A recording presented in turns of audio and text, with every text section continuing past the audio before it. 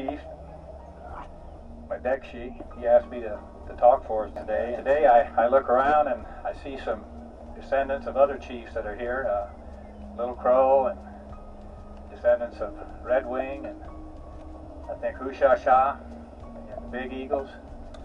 So our chiefs are still around, some of the descendants, and I think we're the only that has a hereditary chief that went from father to son. The Wabasha are the only ones left in this capacity, and we're sure proud of that. And we hang on to that heritage because that was taken away from us by the white people when they sent us out here, and they kind of vilified our chiefs and actually turned our people against them and got us.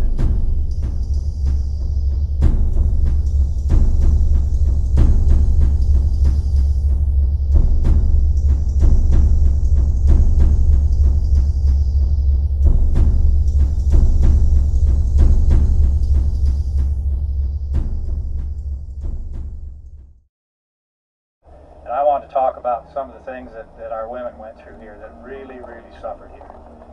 And when I was growing up in Santee, I never heard of Crow Creek. No one ever talked about it. And along about in the 50s, when they flooded this area up here and bought the Indian land, we got a check for my grandmother. And she died in 1918, and I never knew her, and I knew my step-grandmother real well, but we had some property up here that they sold, and they sent us that check. So I asked my mother, I said, where's Crow Creek? Well, that's where we were at before we came here. I said, what is it, reservation? No, it's a bad place. No one talked about it. We don't even want to talk about that place. And so years later, I did research on my family history. I knew it all, and the Campbells and the Wabashas are traced because the history books are full of them. And in 1967, Roy Meyer wrote a book called The History of the Santee Sioux. And it was United States Indian Policy on Trial, so I couldn't wait to get it. So I bought the book and I read it, and he traced our tribe through the first contact with the white men and how they dealt with us on the land and everything that they did to us and tried to help us, and then reneged on some of the things, and it showed what the Indian policy was to our particular tribe. And one thing, there was just a few lines in there about Crow Creek. They said, well, when the women got up here, they were picking the half-digested grain out of the horse manure to make soup. And then it said that many respectable women turned to prostitution to support their families. And that was all it said. And then I was in the Nebraska State Historical Society, and I had a book sale, and I picked up a little pamphlet called the Second Nebraska's Campaign Against the Sioux. It happened in 1863 when Sully came up here with Sibley, and Nebraska raised up a regiment of cavalry and came up here with them. And the commanding officer and one of his men both kept diaries. And in this pamphlet were their diaries. And Colonel Furness wrote that they stopped at Crow Creek, and he made some really uncomplimentary remarks about our women. He said they were out there selling their bodies, and they made fun of them, called them filthy hags. That's what he called them. It's in the diary. The Santee women were a bunch of filthy hags running around trying to get his soldiers to give them money. And I read that, and I thought back then, I said, I wonder why they never talked about Crow Creek.